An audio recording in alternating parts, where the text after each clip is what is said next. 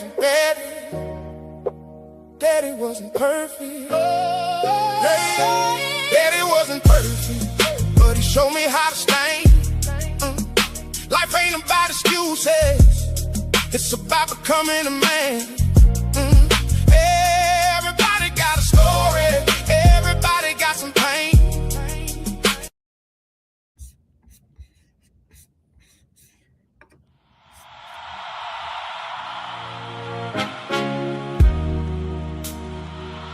Everybody wants peace after the lines get drawn. Everybody wants unity after everybody picked a side. But if peace is really what we wanted, why didn't we start there?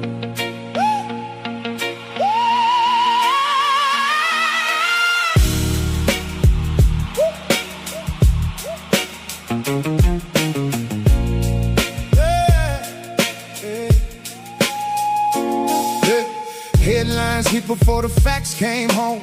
Everybody picked a side from a microphone. One story loud, other voices low. Now the whole world arguing about what they don't know.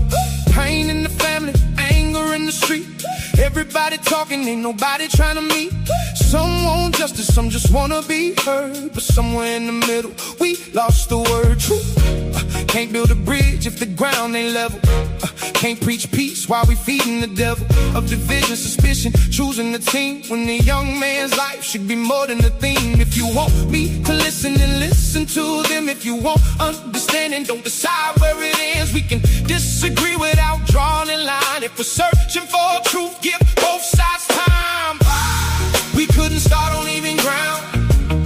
Before the noise, before the crowd, before the whole world chose a side, before assumptions became our guide. Now everybody's saying peace right now, but where was peace when it all went down? If unity is what we're asking for now, why couldn't we start on even ground? Crump at the podium, family asking for peace, calling for the tension and division to cease. And I can respect wanting wounds to heal, but healing gets stronger when everybody feels that their voice matters, their questions count. That doubt ain't hate when the facts ain't out. Asking for evidence don't mean you don't care. Sometimes loving the truth means meeting it there. No threats, no mobs, no internet court, no twisting somebody's words for a viral report. No guilt by association, no trial by feed, just evidence, patience, that's what we need. Because justice ain't justice if the scale already lean, and peace ain't peace if it's only for one team. You can't erase what was said before, but we can decide what we're doing moving forward. This ain't about disrespecting grief. This ain't about choosing another side. It's about asking one question: if we really want peace, if we really want truth, if we really want unity, can everybody be heard? Put us all on even ground. Turn the accusations down. Bring the facts in, bring the proof. Let the evidence lead us to the truth. We don't need another side. We don't need another line. If unity is what we're fighting for now, then meet me here on even ground.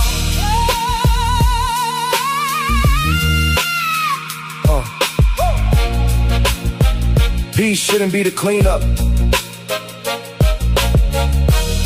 Peace should have been the foundation.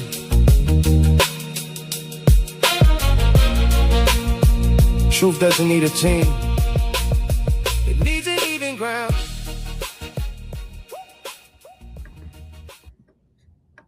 Welcome in everyone to the Faceless Father page. As you can see at the top of the screen, welcome into the Faceless Father. Hit the like button, subscribe, and help this channel get to 1K subs so that we can get more content out to the masses. Again, this is the Faceless Father. This is a new channel trying to get to 1K subs. I appreciate everybody who is tuning in. If you catch this on the rewatch, please leave your comment, leave where you're watching from, and let us know what you like about the conversation and what you don't like about the conversation. Before we get started today, I will let you know we're going to be covering the Nolan Wells case today. The parents spoke out and told their side of the story. And then also the three young men, Warren, Jackson, and Morgans, told their side of the story with Officer Tatum. And then lastly, after the family was able to tell their side of what happened that night, the family spoke with Ben Crump and Al Sharpton. What we're going to be talking about today is there only one truth. I do want to put a disclaimer out there. This content is not for anyone to be judged, anyone to be found guilty, anyone to be told anything. This is just the facts and my opinions from the interviews and information that we are receiving. But again, we will be speaking about the Nolan Wells family. We'll be listening to their content and what they put out today. Also, the post interview of that, and then also listening to information from the three young men that was on Officer Tatum. So we're going to start this thing off no other way than with our cold opener. This afternoon, we have to talk about something uncomfortable. The Wells family have spoken. They share their understanding of what happened the night Nolan Wells passed, the questions they still have, the things they believe don't add up, and why they continue demanding answers. But the three young men who were with Nolan have spoken too. They have their version of that night. And here's where the conversation gets difficult. There can be different perspectives. There can be different memories. There can be different interpretations. But ultimately, there can only be one set of facts about what actually happened. So what are we doing with these competing accounts? Are we listening to both sides and allowing evidence to determine what we believe? Or have we already chosen the version that supports the conclusion we want? Because Nolan Wells would have turned 19 years old on August the 19th. A young man should be preparing to celebrate another birthday. Instead, his name has become attached to something much larger: questions about race, Mississippi history, justice, media, accusations, competing narratives, and now peace. And that's where I have another question. When Reverend Al Sharpton and Ben Crump initially addressed this case, race and Mississippi painful racial history were part of the public framing. Now we're hearing calls for peace and unity. And peace should always been welcome. But we still have to ask, could we have started there? Could we have started by hearing the Wells family, then hearing the three young men, then examining the evidence, and allowing truth wherever it leads to determine the narrative? Because once division enters a conversation, bring everybody back together becomes much harder. This afternoon isn't about choosing the Wells family. It isn't about choosing the three young men. And it isn't about choosing Ben Crump, Al Sharpton, social media, or anybody else's narrative. It's about Nolan. So this afternoon, we're asking, are we searching for one truth, or are we protecting different agendas? Thank you guys for tuning in this afternoon with the Faceless Father, and here we go.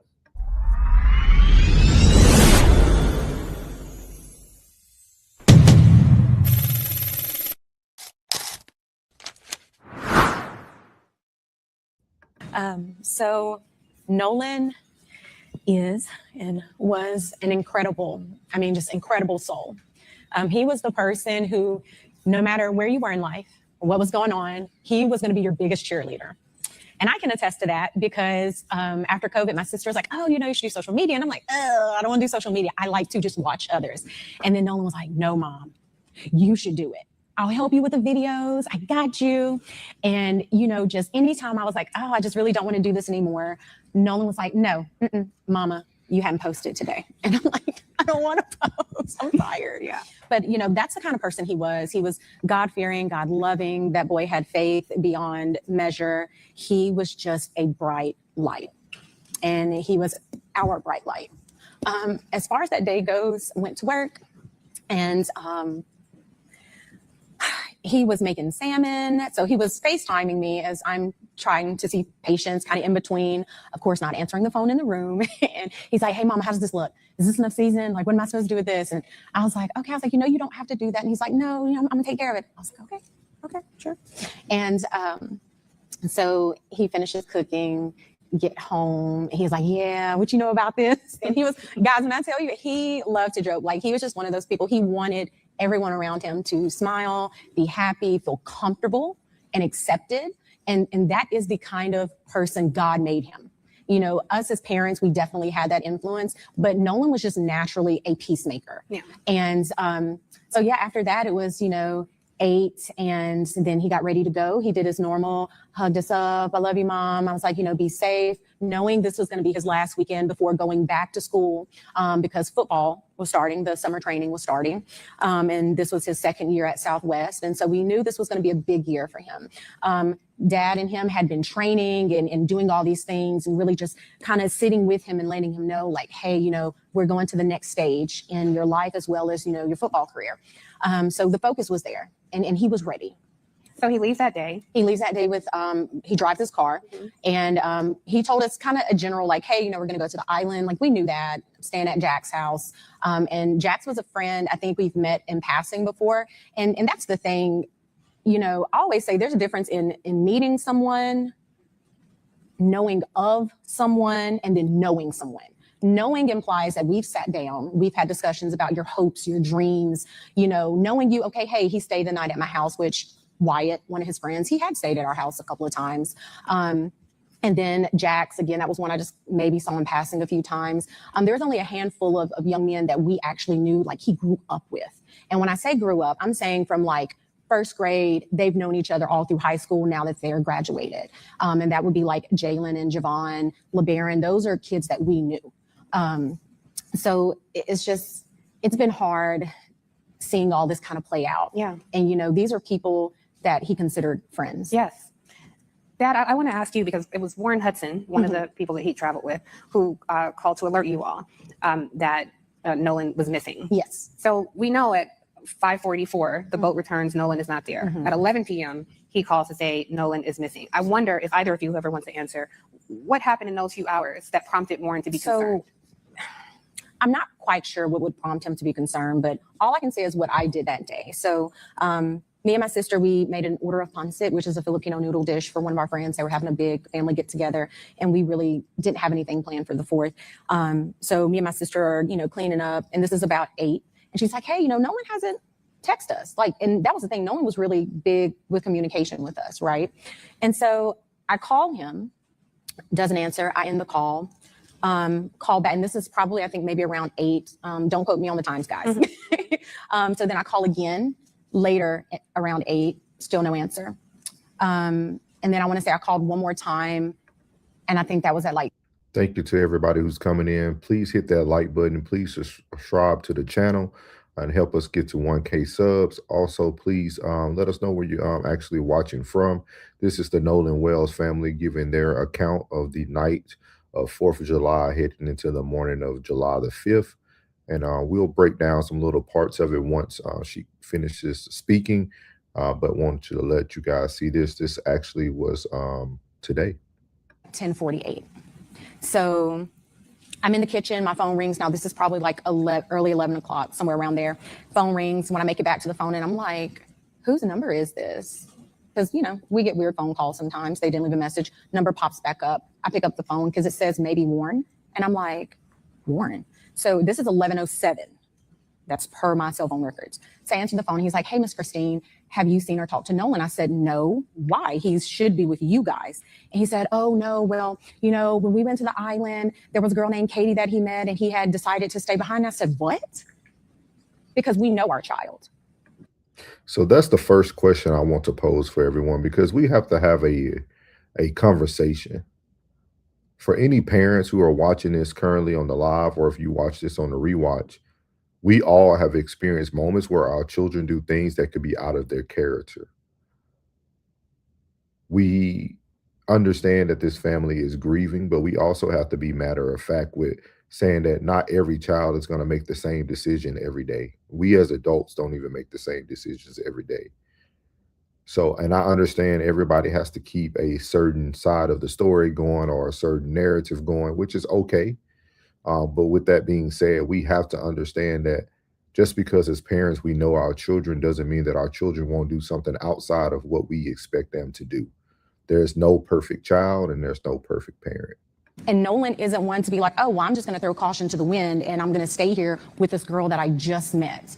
So I'm on the phone with him. Now I'm in a panic. I'm running to my room.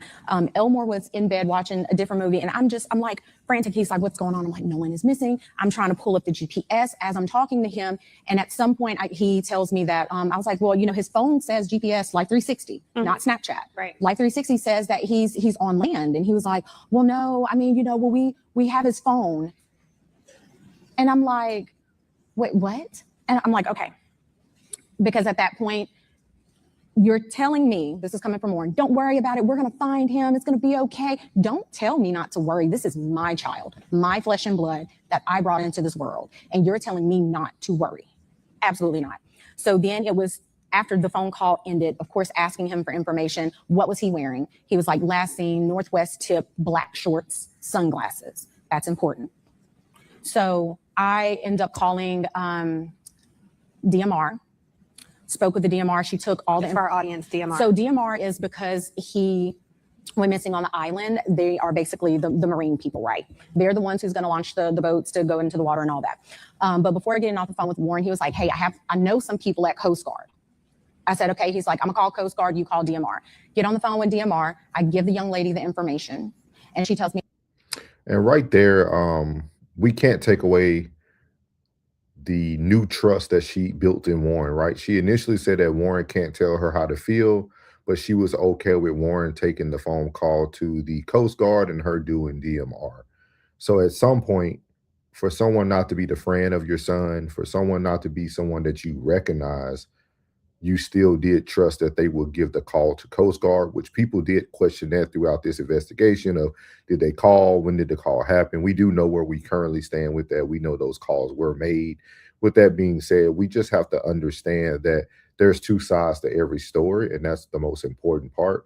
Again, there's not enough evidence for anyone to be found guilty or any foul play at this moment. Hey, I got this. Let me call you back. And she was like, I'm not sure if this is going to be in our jurisdiction, essentially. So then she calls back and she tells me, okay, yeah, we spoke with Coast Guard. And I'm like, okay, but they're like, this isn't our jurisdiction. You have to contact the city of Ocean Springs. I said, okay, hang up the phone, call in Ocean Springs Police Department. They say, hey, you have to physically come down and give a report. I said, okay. So on our way, because we don't live that far from the police station, on our way there, I was like, well, let me stop by the hospital because there's a hospital that's maybe 5 minutes up the road from our house. Stop by there. I'm like, hey, have you guys seen this kid? Has he been brought in? The lady's like, no, ma'am. We hadn't. I said, okay, thank you. Run out. We go to the police department, get to the police station.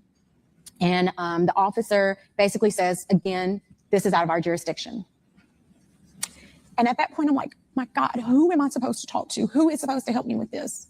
So then he said, it's going to be, you would have to call DMR. I was like, we've already called DMR. DMR said it's not in their jurisdiction. So we end up, I think at some point I had called Jackson County Sheriff's Office. Yeah. So she calls back and she's like, hey, are you there? I said, yes, we're here. But he's telling us the same thing you guys told us, which is no, we can't take it. She gets on the phone with a police officer. Now this is Jackson County Sheriff's Department speaking with the Ocean Springs Police Department.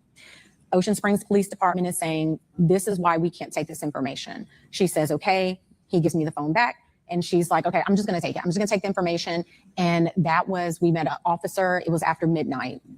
Right? Yeah, somewhere after midnight, met him in the McDonald's parking lot, gave him the information. He was just like, okay, thanks. I was like, where is the urgency? Mm-hmm. And so and we also have to remember protocol, guys. There's moments where we can't even get an Amber Alert until your child is missing for so many days. And I understand that a parent can be reacting out of emotions, but again, here at the Faceless Father, we want to bring some objectivity and subjectivity here. We want to be very transparent. Again, her emotions are warranted in this moment, but this is normal protocol. No one is reported missing that quickly. And I'll try to find you guys the guidance of when the hours are for a person to actually be identified as missing. As far as we know, there were no boats on the water that night. We actually, his high school football coach, Coach Bramlett, text Elmore that morning. He said, hey man, I got a boat. Because again, we don't have boats. Let me make that very clear. We do not have a boat. We're not boating people. We don't do water like that. Okay. So Coach Bramlett's like, hey, I got a boat. So we was like, great, let's go. We're on the water. We go out there. We walk the island. Cell phone works perfectly fine. I actually had almost an entire conversation with my grandmother who was in a panic as we're walking this island looking for anything. I just want to pause there. The cell phone worked fine because in the reporting, there's been so much reporting that there's poor cell phone reception. And this is some of the disputes that we have about that night. Dad, feel free to jump in here because they're saying he met this young lady, Katie, and that he stayed back. According to the reporting, Katie is saying no. He said he was going to go with his friends. According to the reporting, the friends say, no, he left us his phone because there was no reception. Dad, have you found any consistencies? Have you spoken directly with any of his friends? Well, the first inconsistency was you called me and tell me my son stayed on the island to talk to a girl. My son would never do that. That's not in his character. And I do want to give you guys the facts. I researched it in Mississippi.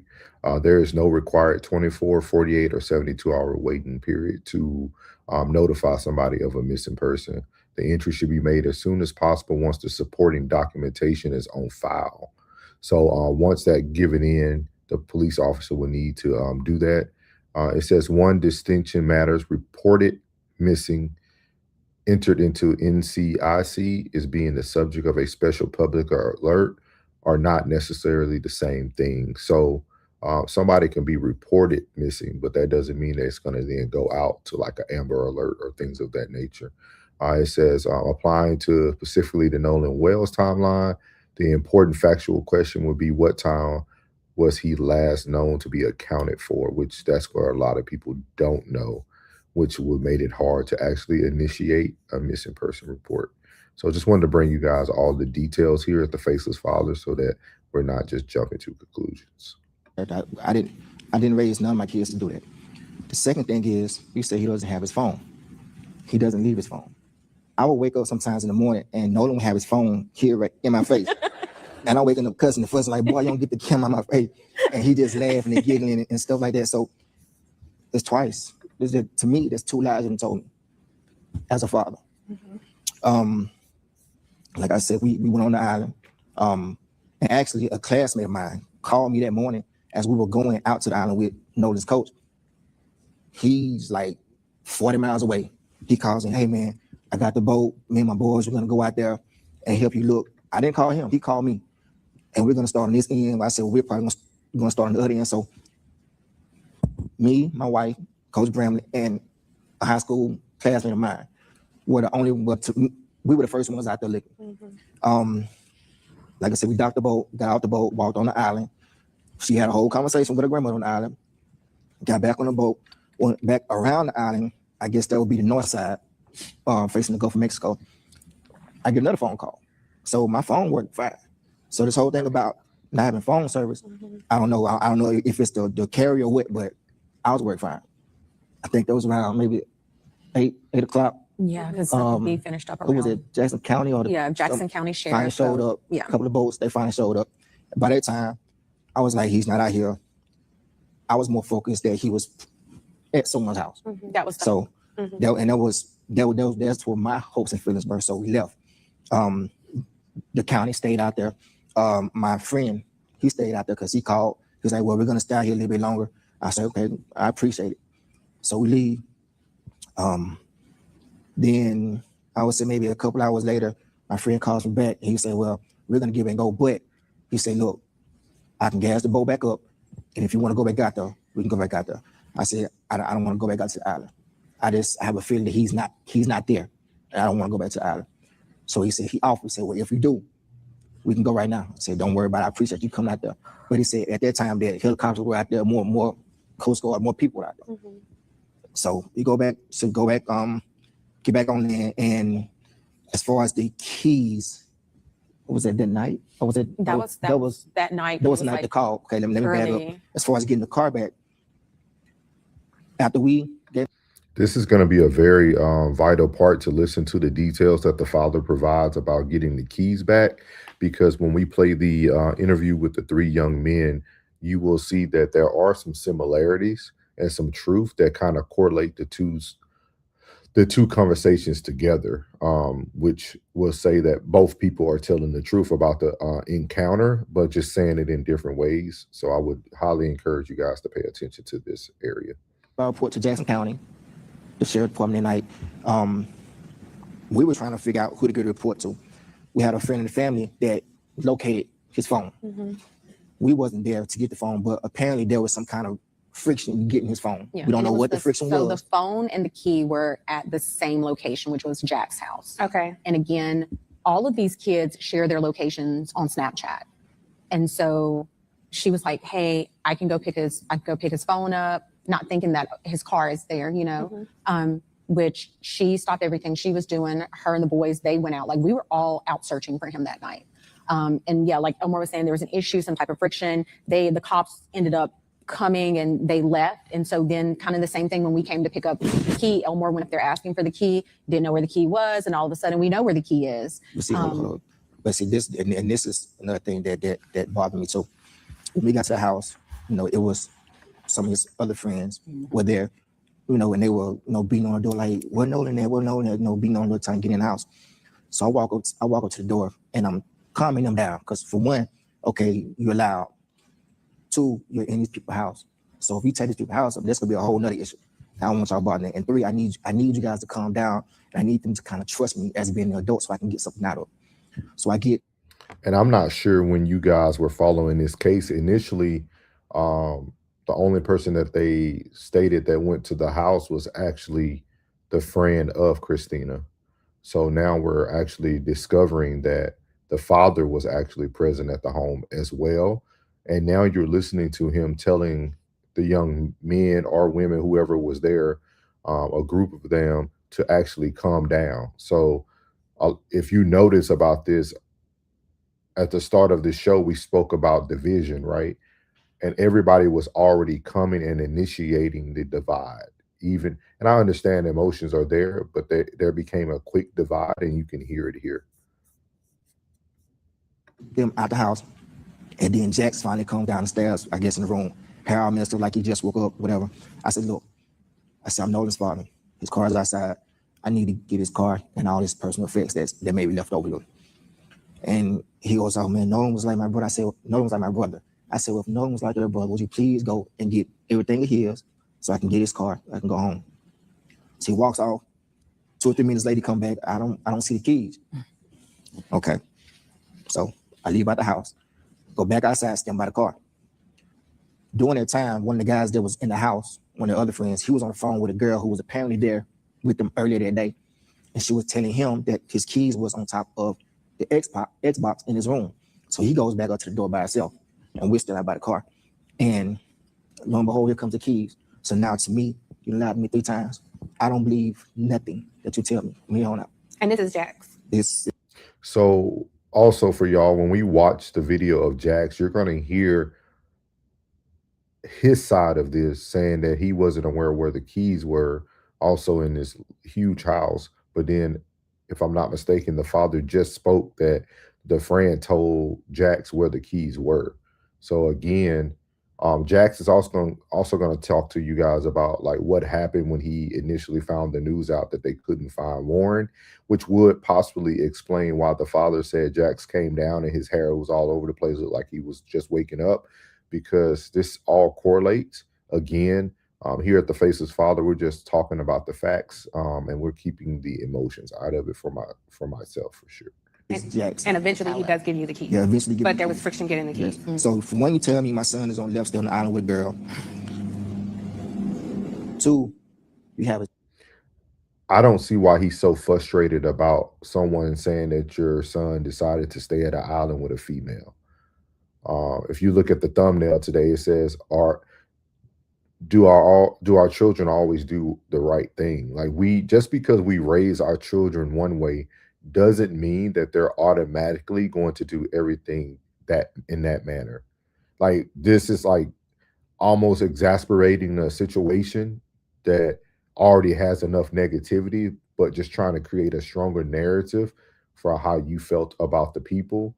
That the mother initially came out every time a child came out that they weren't friends, but she said those people were who Nolan actually considered friends.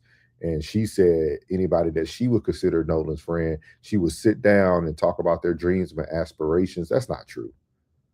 None of y'all who are watching this on the rewatch could tell me that you done sat down with every one of your son or daughter's friends and say, oh, what are you planning to do in the future? What are your goals? Some friends don't even stay around long enough for you to even want those details. So we just have to be factual. That's all. Phone. And 3, you don't give me the kids when I ask. I don't know any father who would believe there's just, if one of my friends did that, I'm gonna be cordial with you, but I'm gonna watch you. And I just, Ben, I want to ask you, because I'm hearing these two parents who essentially had to become search and rescue or law enforcement, looking for their own child with such a lack of urgency on behalf of law enforcement. Obviously, we're talking to Black journalists. We can't ignore the ugly racial history of Mississippi. I looked into the demographics. And as you see, you guys really pay attention to this interview they're having right now on this stage, because later on today, we're going to cover the post interview of this show. And they're asking to leave race out of it, but every question keeps stemming back to the race, the historical rhetoric of Mississippi. We're asking one thing, but doing another. So, and again, guys, I understand that this is, at this point, you know that your son is no longer here, so the emotional state is higher. But prior to this, they were still just searching for Nolan. We can say that there were no sense of urgency, but none of us know what's actually going on. We're just taking everyone's word. Graphics of the Jackson County Sheriff Department is quite asymmetrical, but also just the general attitude and the lack of value when it comes to Black life. Does this sound like a normal process for when an 18-year-old goes missing to you? What holes have you seen in your looking into this case?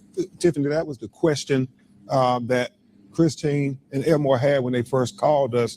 They wanted the truth of what happened to their 18-year-old son, Nolan Wells. And they had concerns whether they were going to get a fair and impartial investigation. And from that day to this one, it has been the same objective: to have truth, transparency, and find out what happened to Nolan. They said, we want a thorough investigation, because when they found Nolan, they expressed to me that the sheriff had already said no foul play. And they was like, no, my son, he knows how to swim. So now they're talking about 2 areas of the investigation, right? We're supposed to be sticking to what happened the night of the incident.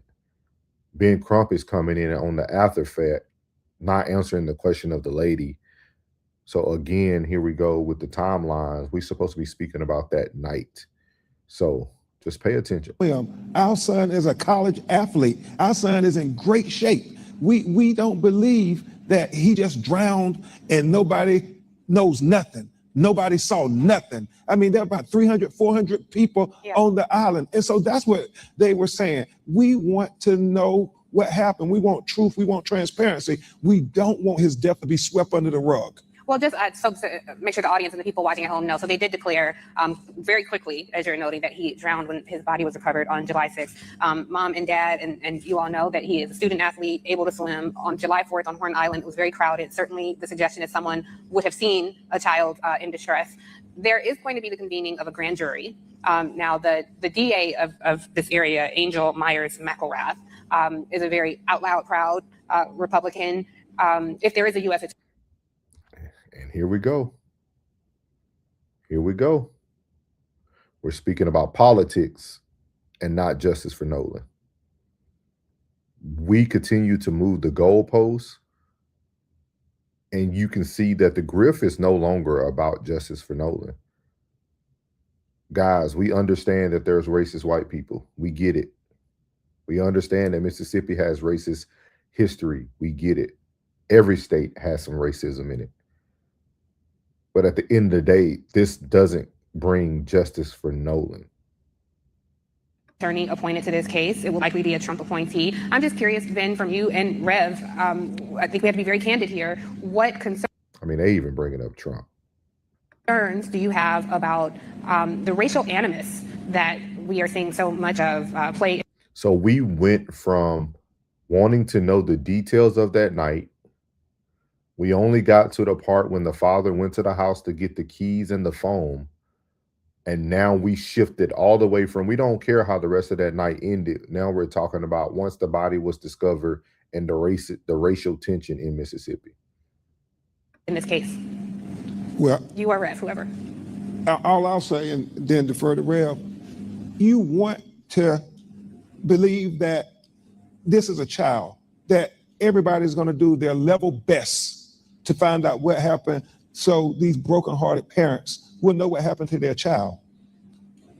In time, we've seen Christine and the family be attacked just for asking questions. What happened to my child? Trying to say, no, we want to question this part of the investigation, that part of the investigation, because day one you said no foul play, but tell me now, what are you doing to be able to get us to the truth? And that is, it causes them sleepless nights. We talk at night. And so trust, but verify. We are trying to cooperate everything we can do to say, hey, we want to help, but we want you to give them a thorough investigation. We want you to do for him what you would do for your child. Rev, I'm going to come to you in a sec, but you brought up something then about attacks. And certainly as journalists, we have a keen eye, and I have noticed that the narrative around this story has shifted to the threats that are going to the young men who was with Nolan. They've hired attorneys who previously represented Donald Trump in cases. They've gone on very MAGA-friendly podcasts.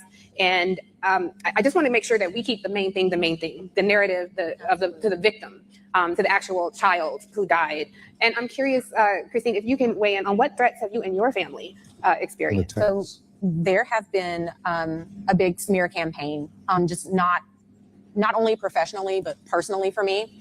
And they attacked your nursing license. Yes. So it started out with 1-star reviews of people saying they saw.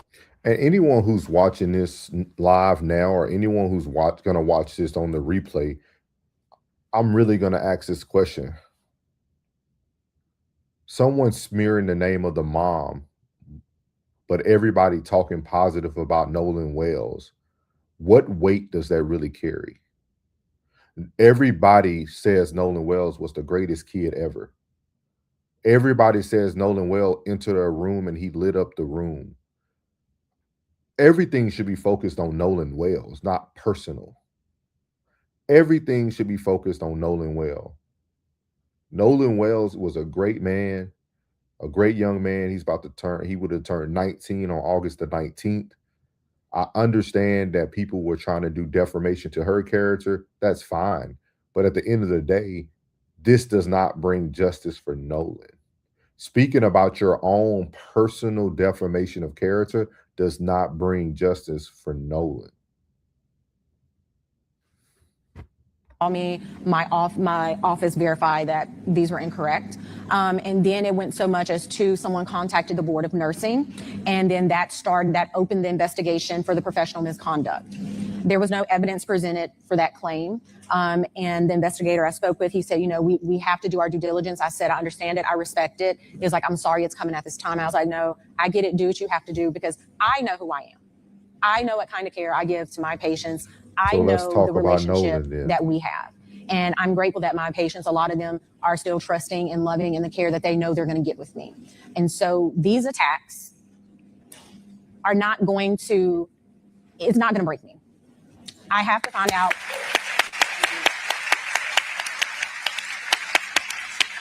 We have to find out what happened to Nolan. That is the only question we've ever asked. We've never blamed anyone. We've never tried to smear anyone. I know I heard something about the picture. That picture was sent to me because this is a picture of him on the boat with people. Yes. And what it was is they were like, the person was like, Miss Christine, the information is incorrect. This is what he was wearing. Because initially he was in black shorts, which again, that is the information I received from Warren verbally and via text. When she sent me that picture, I was like, oh, completely different color. These are like a blue-gray short. So we have to correct that. But I'm grateful. We are grateful to all of you. Thank you for keeping our son's story alive. And thank you so much, Tiffany, for having us. I think that's part of our assignment here, our responsibility. So often in newsrooms, we have to defend and define Black life and defend and define our own humanity. And so it makes a difference. The same way in other newsrooms, when you see someone and you feel like they're familiar, that so happens that they resegregate newsrooms and lay off Black journalists en masse, that goes away. So the people in this room have a keen interest in this story because they see your humanity. And that's what we center in this conversation. Rev, put that in historical context for us, because as I look at Mississippi, I don't have to tell you of all people some of the immediate thoughts that surface for us here. Well, when I got the call from Ben Crump and he had the parents connected and they told me the story, I'd not heard the story. I heard something about some in Mississippi. But when I heard the details, the thing that jarred me from a civil rights point of view, and I've been working, Ben has come National Action Network for 20 some years with a case, and then from there on and on and on. And if it's not a civil rights position, we don't get involved. When they told me that law enforcement said there is no foul play, that's a prejudgment. And I said, wait a minute. They said, the parents repeated to me, I said, they said it was this 2 days after it happened. And how do you investigate and there's no foul play and you don't even know what happened yet? So that's what perked my interest. So I said that, well, we'll be involved and we'll help to the best of our ability. Talked another day or two. I said, y'all come to New York, we'll have a national press conference. That's how we broke the story. The first national press conference they did at our headquarters, National Action Network. And then all of a sudden it was all of this attack for getting involved. And they asked me to do the eulogy. I said, we'll take care of the funeral. Tyler Perry called me and said, no, I'll take care of it. So the thing that bothered me, one, it was prejudgment. Second, the parents of the guys that were with him started talking about they was going to sue us for getting involved. And so we're going to stop it right there. That was Nolan Wells' parents' side of the story, which shifted very quickly after they started speaking about getting to the home. Doesn't look like we wanted to talk about the full night, but we just wanted to get to certain parts, which I understand. I understand that everybody has a role in this, even myself, right? My side of this or my thoughts or facts could come off a certain way as well. So I do understand that. I'm not negating that, but it's just hard to follow if we are really trying to get justice for Nolan, or are we focusing still on the history of Mississippi? And if you feel like there's no way to get justice for Nolan because of Mississippi, why are we dividing so hard? Why are we causing so much division if we feel like, hey, Mississippi is the problem? But the most important thing is justice for Nolan Wells. So that was the parents' interview. And as the reporter there who was throwing her own daggers, we're going to move over to segment number 2, or what she would have called the Magna interviews.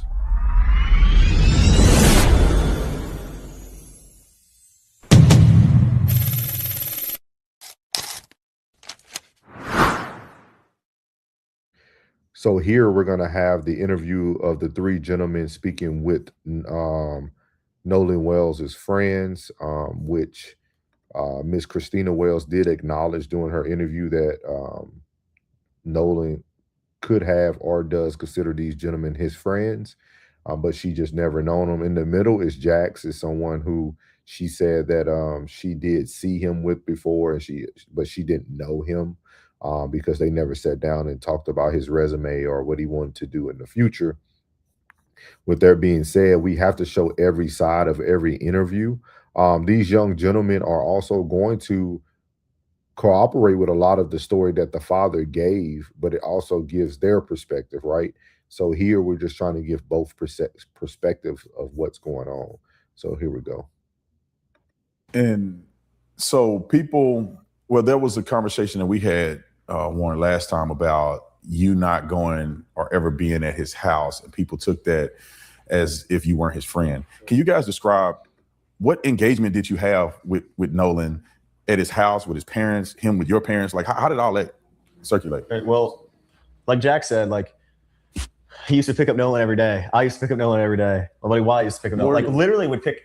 We didn't make Nolan drive anywhere. That's how much we loved him, bro. Like, We just always wanted to be like, there. that's how much, like, everybody knows this too. Like, Nolan didn't drive. Like, especially at least in our friend group, because Nolan, we always picked Nolan up, regardless of where it was. Like, literally on July 3rd, Nolan rode with me and like rode with me to Wyatt's because we had to get parts for a boat. But anyway, just for, it's crazy that like, I think it's kind of sad that like people, I have some friends of mine that I'm very, very close with, and I just don't know their parents. We're grown men.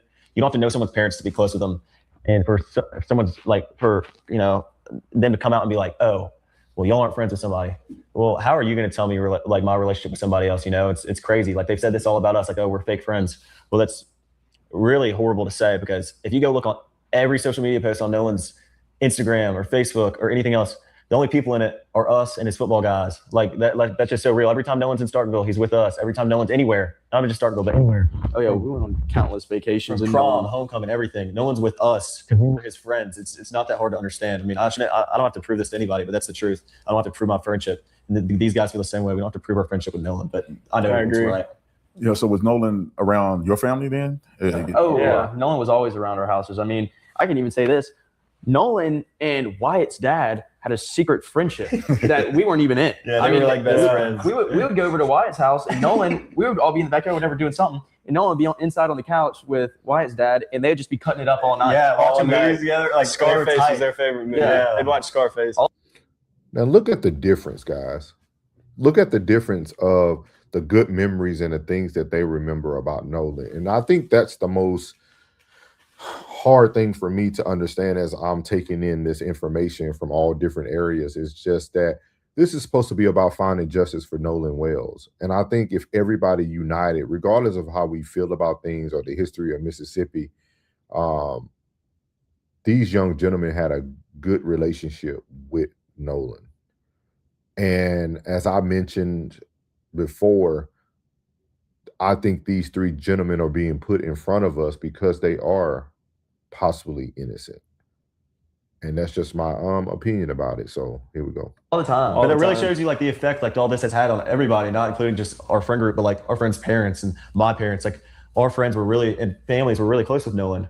And I mean, this has been a horrible tragedy, not just for us, but for our families and friends too. My mom knew Nolan because she used to drive us from Waffle House to school once a week. My stepdad knew Nolan because he used to drive us. My dad, everybody, like, and he would always come to the house too all the time. And not just that, but like I'm talking about like from a young age, like from 8th grade. But Nolan would always be at our houses, stay at our houses, and for his parents to come out and say, "Oh, well, we don't know these boys." Well, then does that mean you don't know where your kid's staying at night? Because he was staying at our houses. So, sorry to interrupt. I know you're enjoying this incredible interview. Make sure you hit. And the previous year, we went to Horn Island. Nolan was with us out there then. And every time we go out to Horn Island, usually Nolan's with us. And every single year for the 4th of July, when we go out there, Nolan's with us. I mean, this is a tradition. I mean, everybody waits all year for Horn Island, 4th of July. Like, that is the place to be. That is a party all day. And it is literally right up all of our alleys. Like, that's what we want to do all day. Like, that's the funnest day of the year. And, yeah. I mean, Nolan was with us 2 weeks prior to the 4th of July at Horn Island with no one out there. If we had any intention to hurt Nolan at the island, why would we do it on the 4th of July with thousands of people out there? I mean, it's pretty clear. We literally all went out there for my buddy's birthday, and Nolan was with a whole group of people like we were with on the 4th. So, I mean, that's and it was on like a Wednesday. It's not like this is just like a random like occasion. No, we do this all the time, and not even just Horn Island, but Nolan's on the boat with us all the time. We all go on the boat. We all do things together like this. So, I want to get to some pointed questions about the phone situation, because I think last time, Warren, when you and I talked or spoke, you weren't at the house when the phone was recovered. So this is going to be a very vital part to pay attention to for those who are just now coming in. Make sure you catch the rewatch or go back and watch the parents speak about their night of July the 4th heading into the morning of July 5th. The father said that he went to the house to retrieve the phone, and it was others there. So you guys are about to hear a lot of the story that actually correlates with each other, but you're going to hear from a different point of view, right? The father had his point of view. Now you're going to be able to hear from these gentlemen what their point of view was when they came to receive the phone. Also, as I mentioned earlier, the first information we received was that one of Christina's friends were going to get the phone. And I could have missed it because I'm trying to follow as much as this case as I can and get as much information as I can. But I do not recall anyone saying that Nolan Wells' father was there initially to get the phone in the truck. I want to figure this out. Explain to me, because a lot of people are still online saying that they find it to be incredibly suspicious that Nolan left his phone. Can you explain, did Nolan ask you for his phone back when you guys were leaving? Was it not a part of the conversation? Was Nolan the only person that left his phone on the boat? Can you guys walk me through idea? So I can go ahead first and say nobody has their phone in the water. Even when you jump in a pool, you have your phone. Like, no, you don't. You're not going to bring your electronic in the water. So what everybody does is they stick their phones on the dash of the boat and they forget about it because you don't have good service. You can't even send a picture through from Horn Island to like somebody else. And so they put it on the phone. And even as teenagers, we don't really get on them. We go out there and we conversate and we see a bunch of people that we usually don't see on a day-to-day basis that we graduated high school with, guys that graduated before. And I think this is why it's very important for eventually Nolan phone to be passed over, right? We just initially heard the parents say that Miss Christina was on Horn Island and had an entire conversation with her grandmother. And the father said that he was able to speak and receive a call while he was on Horn Island, right? So we can't say what Jax just said is true, right? Because they're saying on their side of the house that they were able to receive calls and call other individuals. With that being said, I think we will know by timestamps and things of that nature once Nolan Wells' phone is turned over and they're able to do the joint extraction of Nolan Wells' phone. So I just think, again, there's opportunities for us to really get some very detailed answers that could debunk a lot of these myths that are on both sides. For us, it's a big meeting, like seeing all your friends that you haven't seen in a while. And so whenever we were coming back in, he didn't even think about grabbing his phone. He never asked about his phone, along with 5 other people that also left their phones on the boat. And we had to wait at the boat launch for them to come and pick them up, including Javon. I mean, Javon left his phone on our boat. Yeah, Javon is one of the guys in the friend group. Yeah. If I'm not mistaken. Javon's a friend of mine, friend of ours. Like, not as tight as Nolan. Javon's in the class under me in school, and he's a friend of mine. But just like a lot of our other friends, Javon's our friend. He left the phone on the boat because we're trustworthy people. We're not going to steal something. We're not going to delete pictures off of someone's phone. We're not going to delete text messages. We're not going to get on anyone's phone because we have no reason to. But Javon left his phone. And we gave Javon his phone back along with everybody else who left their phone on the boat. So yeah, we'll get to that because I think I have the timeline in my mind. So you guys, the boat is taking in water. You had already left, Morgan, right? You had already left on the boat. So there's 3 boats. You had already left about 5 minutes before this situation happened. The last 2 boats was Bart's boat and Wyatt's boat. And those are the 2 boats that left out because Bart was kind of towing Wyatt's boat out. So you guys are on the boat. What was the conversation with Nolan? Because Nolan obviously had come in on Wyatt's boat. You guys are all getting ready to leave. So what was the communication like with Nolan? So actually, Wyatt was saying, told Nolan, because Nolan's with this girl at this point. They're together. Wyatt looked at Nolan. He was like, dude, come on. Boat's taking on water. We got to go, like right now.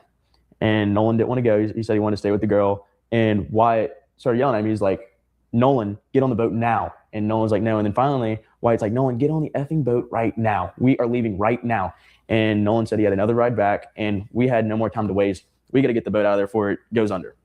And it was that. And when Nolan said that, like, was there an issue that you believe that Nolan would be able to get back, or were you concerned? So what I can say is I've been out countless times on one boat to Horn Island and came back on another.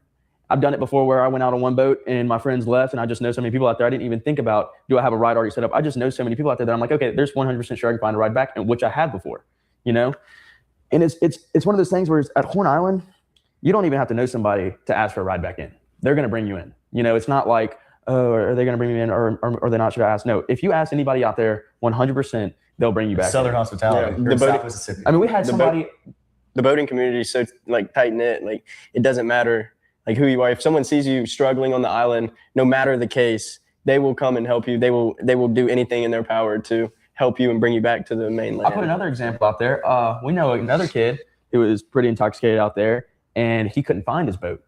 And he asked somebody random that he didn't even know if he could catch a ride back with them. And they were like, yeah, got him on the boat, called his parents, told them the situation was going on, and then took him back on inshore. And that happened this time, or is 4th of July? This current 4th. So you guys you leave. Nolan is there. I'm based on what you're telling. And I think it's very interesting that we have gotten so involved in these young men and no one's trying to be very adamant about the young lady that people continue to say that he stayed on the island with. I know a lot of people are like, man, someone had to see something. But what if it was truly her who seen something?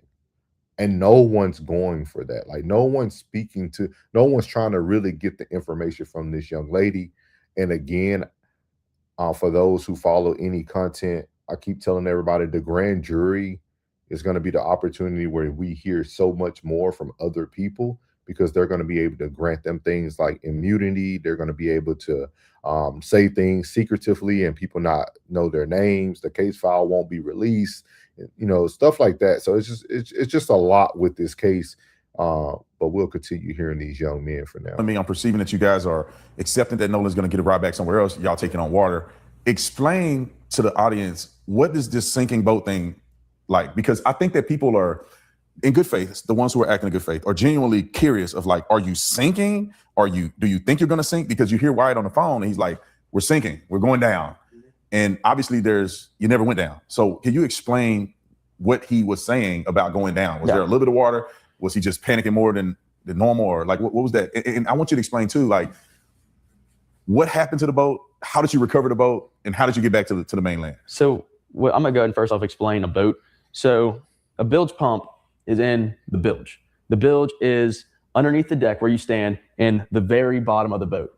And there's a space in there where you have all your electronics, your batteries, everything that controls everything throughout the whole boat. So the first thing that fills up on a boat when it starts to sink is the bilge. And it goes in the bilge and it starts filling up. Well, then the bilge pump kicks on, senses the water automatically, and starts pumping it out. In this situation, the bilge pump had a malfunction. It didn't kick on. And it got all the way to the very top of the bilge, which is the floor level. And then we started to see the boat actually sag down in the water, and we're like, okay, what's going on? So there's a cap in the back of the boat that you can unscrew and look inside the bilge. When we unscrewed it, there's so much water in the boat, it started overflowing onto the deck. And so at this point, we're like, okay, this boat's going down. It's going down quick. We don't know where the water's coming in from. We don't know what's going on. And we just go into full on like panic mode, get this thing out of here now. So we hook up the boats. No, call Cito. Okay. Let's get to that part. Because you called Cito first? No. Or you had the boats hooked up first? We had the boats hooked up first. Yeah. Okay. So we hook up the boats and we start towing them out. And he's on the phone with Cito. Because, hold on, let me go back a second. The electronics completely glitched out. Nothing is working on the boat. There's so much water in there. Nothing is working. The batteries are also... The batteries are completely underwater. Like they're yeah. Everything's fried, basically. So we have it connected, kind of towing them out. And he's on the phone with Cito, and he's trying to get them on the phone. And as he stated in the moment, he's like, Cito's just asking all these dumb questions. I can't figure out what's going on. And so finally hangs up. And after the trim to the motor started to work again. So they manually trim it down by the buttons on the motor, trimmed it down, and some electronics started to come back on. And they got the boat to crank over. And they're like, all right, untie us, because if you get a boat on plane, the suction of the water.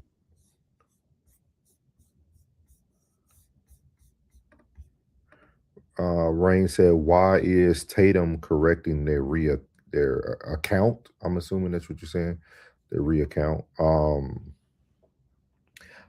I would highly recommend, Soft Rain, that when you get an opportunity, go listen to the parents' interview, because this seems to be a normal occurrence, right?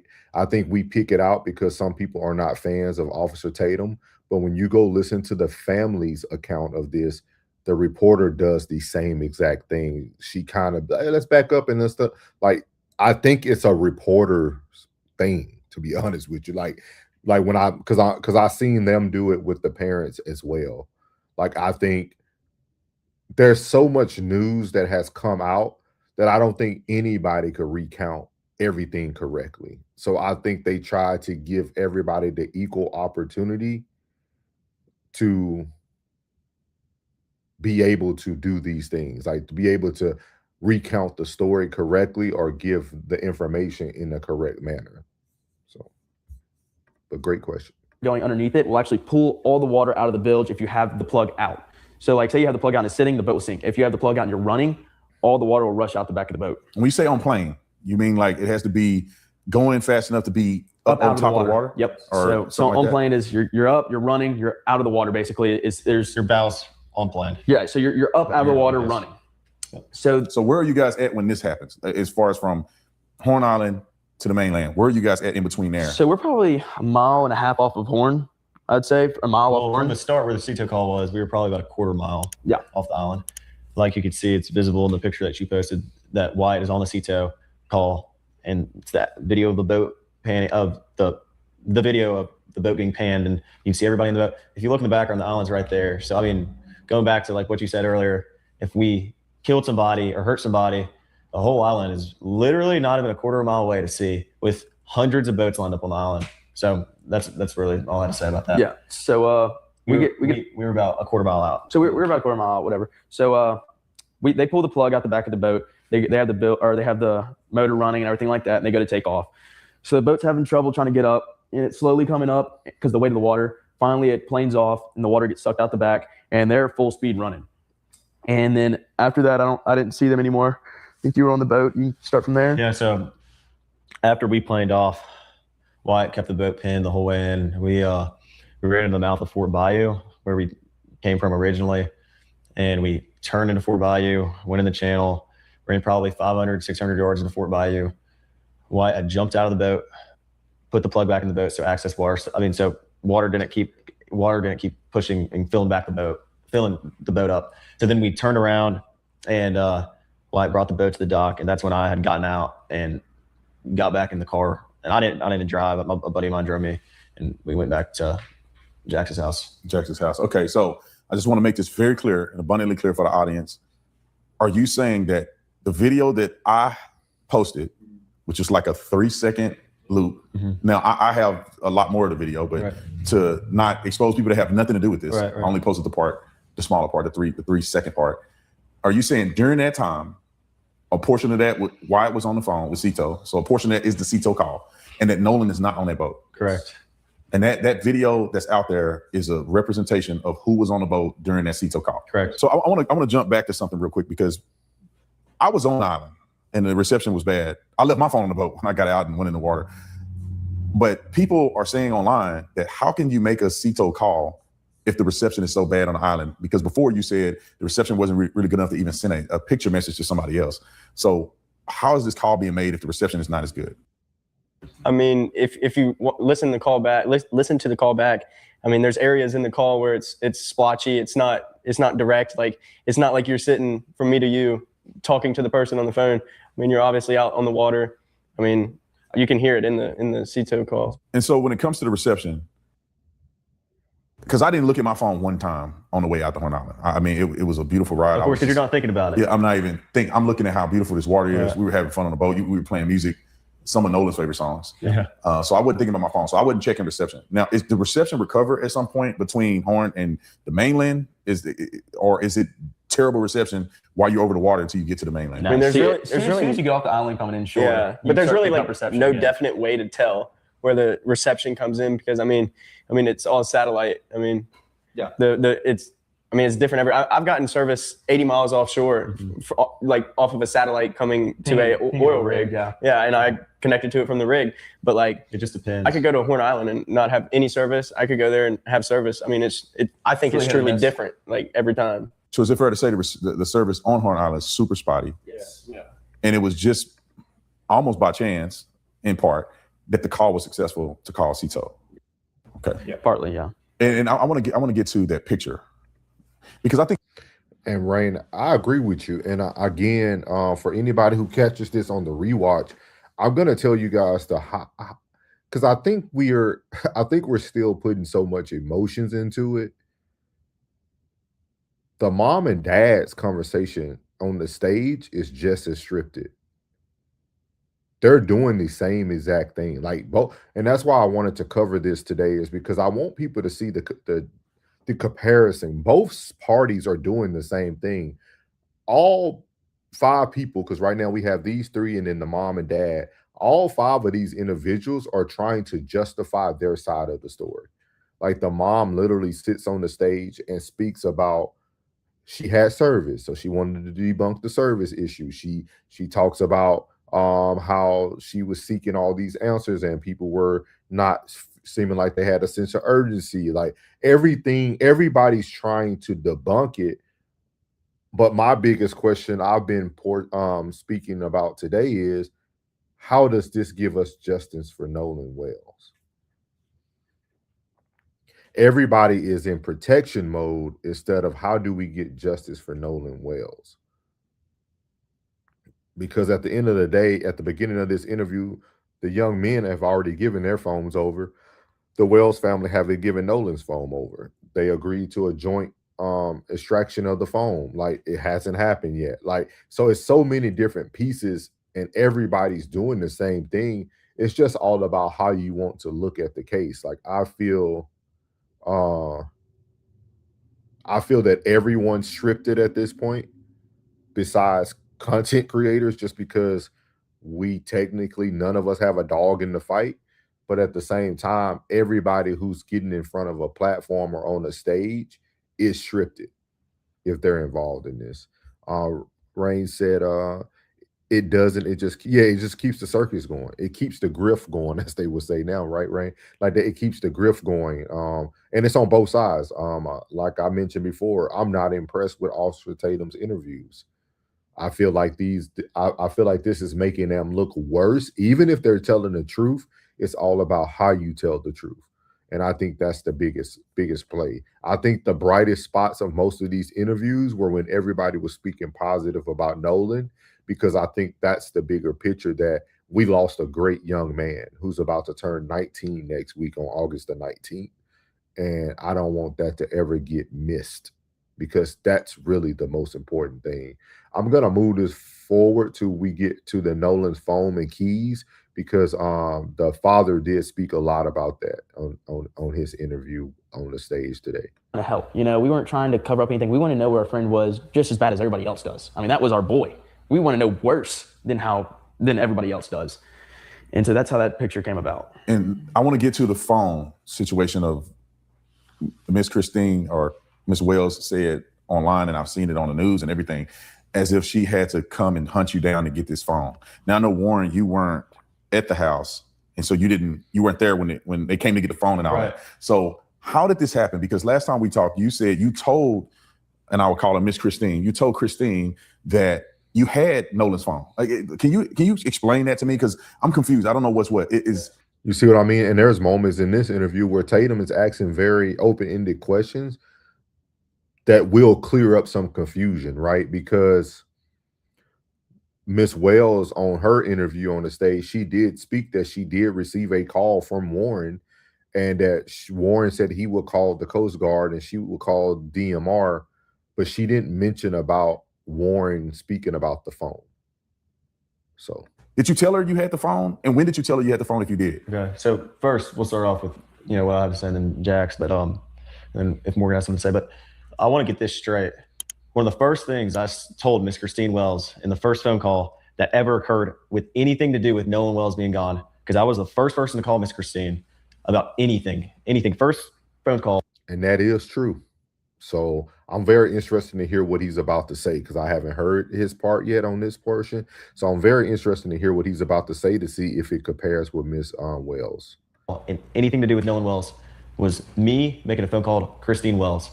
And one of the first things I said to her, with multiple witnesses here, pull up the phone call if you want. She said, oh, well, Nolan's location is with y'all at, where the house we were at. And I was like, well, no, he left his phone with us. I told her this. She knew for a fact that we had his phone, and she knew. She did say that, but then she did pose the question that everybody's asking. Why did you leave without Nolan Wells? That's a key question. That I told her, I said, yeah, he left it on the boat with us. Like, a bunch of people did. And so I want to make that very clear, that I told Miss Christine there was no reason to hide anything. There was no issue regarding the cell phone. She could have came and picked it up, but instead she sent one of her friends to come pick it up. And that's where. See, and do you hear that? She sent one of her friends, but we just discovered on the stage, again, if you guys are catching this on the rewatch, please pay attention to the first interview with the Wells family. The father was there too. And there were a lot of people who came to Jack's house about this phone and keys. It wasn't just the friend or the dad. It was a lot of people there, and you're about to hear about it. These things start to get twisted, but no, there was never an issue with the phone. I told Miss Christine, one of the first things I told her was, we have Nolan's phone, and that's where that ends. There was no issues with the phone or the keys. So I want to make that clear. So was the keys on the boat with the phone? No, the keys were You're at my house. at Jax's house, because we all stayed there the night before. I'm sure if I would have left my truck at Jax's house, I would have left my keys there too. Because one more thing to think about on the bed. If I don't have my car or my truck. The mom did say that she knew that Nolan told her that, hey, Mom, I'm going to be going out to the Horn Island, which she said was normal. And then she also said, I was aware that he was going to be staying with Jax. And then that's when she went into talking about she don't really know him, but she knows him. Then why would I bring my keys on the boat? You know, so I mean, there's just no point of bringing it, because if I lose them, then just more stuff to bring. I don't know. Very excited. So I want you guys to explain this phone thing. I think Warren already addressed the fact that he told Christine that he had the phone in his possession. So, you know, the whole Life 360 thing is not adding up as far as what you're saying to me compared to what they're saying. Now, how did whoever came and get the phone, how did they get in touch with you guys, and how did they get the phone back? So I got a call from a kid we went to high school with. He called me just asking me questions. He saw people posting on Snapchat, like the picture that was circulating. And he called and he was asking questions. He was like, "Where's Nolan? When's the last time y'all seen him?" And then he was like, "So where are y'all at?"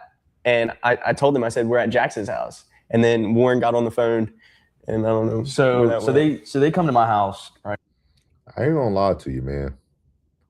Out of all three of these jokers, Morgan seems very sincere. I could be wrong though, but he seems very sincere compared to the other two. I gotta say that.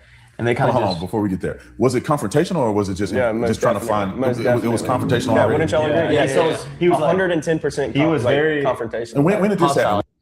And Rain and whoever is just coming in, again, go back to watch the father speak on this, because the confrontational part is true. The father said that he had to tell them that we're already at Jack's house to calm down and allow me to speak so that I could try to get information out of him.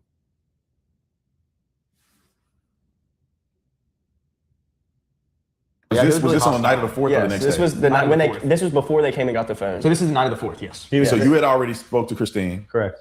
And then you get a call that was hostile. Yeah, and then Morgan handed the phone over to me. I was like, "Oh, let me talk to him," because I knew the guy, and I was just like, "Hey, like," he was like, "Where y'all at? Where y'all at?" I was like, "We're at Jackson's house." You know, it's like calm down. And then he hung up on me, and then Okay, so they pull up to my house, and at this point, I'm kind of freaking out. We're all trying to put our heads together on where Nolan is, and I kind of like isolate myself in my room, just kind of get in a ball and just lose it, kind of basically. And what Jackson is saying is going to be very accurate, because the father says Jax comes down from upstairs and his hair was all messed up, and he said you could think that he was asleep. Probably they had to wake him up, but it can also be someone who was stressed, crying, you know, those type of things. So you can kind of compare. These stories are hitting correctly. They're not like two different exacerbated stories. It's just that everybody has their own interpretation of the story. For a few hours, and they just walk into my house, you know, and I hear all this commotion going on in my living room, and I'm just like, what in the world is going on? So I walk out there. There's probably like 10, 15 people in my house I don't even know, and they're all up in our faces, going crazy, asking where Nolan is, and we don't know. And finally, they get into Wyatt's face, and they're like, "Where is your boat? Where's the boat at?" Demanding his address. Demanding his address and stuff like that. And he finally ends up giving it to him. And then let me go ahead and state that while they're there, we give them the phone. They have the phone at this point. That is true. The father definitely said the same thing. Then they get the address to his house. Then they go to his house. And they're searching all over his boat, what I heard and stuff like that. Well, anyways, I don't really know much about that, but they come back to my house at around 1:00 in the morning, and it's his dad this time, and his dad's being really respectable, really, really nice to me and stuff like that, and as long as another friend of theirs, and he's asking me like, where are the keys at? I don't even know where Nolan's keys are at in my house. You know how hard it is to find a set of keys in a house, and you don't even know where to start? It's pretty hard. So I start scrambling. And see, the father felt differently. The father felt that with Jackson telling him he didn't know where the keys were, that Jackson was lying to him. Because eventually someone tells Jackson where the keys are, and then now the father gets the keys. But the father looked at Jackson saying he doesn't know where they are as Jack's lying to him, which the father confirms that another person told Jax where the phone was. I mean, where the keys were. So obviously Jax didn't know where the keys were. So he didn't lie to him. He just told him, I don't know where they are. I can go look for them. But then someone did tell Jax where they were. Again, I highly encourage anyone, I'm going to repeat this a lot today, anyone who's coming in after the interview of the parents, you will need to go watch either the full live or go watch the parent interview first once they drop. So around my house looking, there's stuff everywhere. Keep in mind, all these people stayed the night at my house before. I'm looking through everything. I can't find the keys. I run back to his father or stepfather, and I was like, I don't know where the keys are. And the guy standing next to him's texting somebody. I guess I was at my house, and he said that they're on the Xbox. So I run in, I see him on the Xbox, grab him off the Xbox, and I go in. And Rain, if you stick around, I will, after this interview, go back and play this part about the keys and the phone from the dad, because this lines up exactly. So if somebody tells Jax where the items are, did Jax lie to the father? Hand it to him. It's plain and simple. Didn't even take 30 seconds. No trouble. No trouble at all. So this narrative that they're pushing, that there was any argument over the phone or the keys, is completely false. Like, let's get that clear. yeah. Okay. So they just kind of hang around my house, taking pictures of all the cars' license plate in the driveway, stuff like that. And so You say they, how many people are here this time? So think about this. We haven't heard any of this, right? So think about the information that the Wells family received anyway, right? These friends or whoever was protecting Nolan Wells at this time was taking pictures of license plates. So think about all that, guys. They know who's who, because you go run the plates, you're going to see the parents, the family, whoever the car is registered under. There's a lot of information that has been received that no one's addressing. And then no one's addressing the young lady that everybody continues to say that Nolan Wells stayed with. Like, that's my biggest thing. Like, I know with Rain, it's about why did they leave him, but also, did they really leave him, or was he with that girl? like 15 people that you don't know. They had 4 or 5 vehicles. I mean, I knew some of Full them I of went to high people. school with, and then some of them I just didn't know. Now, walk me through this. How do you think it got to this point so fast? That's one thing that I'm curious about. Like, you jumping to conclusion. I guess so. I mean, That's plain and simple. They went and searched Wyatt's boat. Yeah, they went and searched Wyatt's boat. Like we we were were hiding them in there or hiding something. Nolan in his boat or something. Like, So I'm going to stop it there, because they're going to go back to just about the police call and things of that nature. But I do want, Rain, let me know if you're still in the chat. I am going to go back so that you can hear the father speak about the phone portion, because I think this really helps a lot, right? Because it's aligning the stories. Because right now, a lot of people are being called liars, but a lot of the story actually aligns. Everybody's just giving their take of the story. So here's the father. Let me see, make sure I start on the right portion. The county stayed out there. My friend, he stayed out there because he called hours later. My friend calls me back. And he said, well, we're going to give it a go. But he said, look, I can gas the boat back up. And if you want to go back out there, we can go back out there. I said, I don't want to go back out to the island. I have a feeling that he's not there. And I don't want to go back to the island. So he said, he said, well, if you do, we can go right now. I said, don't worry about it. I appreciate you coming out there. But he said at that time the helicopters were out there, more Coast Guard, more people out there. Mm-hmm. So we get back on there. And as far as the keys, what was that night? Or was it That was that night. That was the night, like, the call. Okay, let me back up. As far as getting the car back, after you see that, Rain? Everybody's trying to recall these details. Like, it's the recounts. Everybody's trying to like put everything together, because if your emotions is involved in something, you really can't recount everything, but people are still guiding each other through the conversation. On this one, it might not be the reporter at that moment, which she does later on, but this moment, Christina is guiding her husband through the conversation. So everybody is helping someone get the recount out accurately. We gave our report to Jackson County, the sheriff department that night. We were trying to figure out who to get a report to. We had a friend in the family that located his phone. Mm-hmm. We wasn't there to get the phone, but apparently there was some kind of friction with getting his phone. Yeah. We don't know what the friction was. So the phone and the key were at the same location, which was Jack's house. Okay. And again, all of these kids share their locations on Snapchat. And so she was like, hey, I can go pick his phone up, not thinking that his car is there, you know. Mm-hmm. which she stopped everything she was doing. Her and the boys, they went out. Like, we were all out searching for him that night. And yeah, like Elmore was saying, there was an issue, some type of friction. The cops ended up. So do you hear this? So the stories are aligning, because she even said cops had to show up.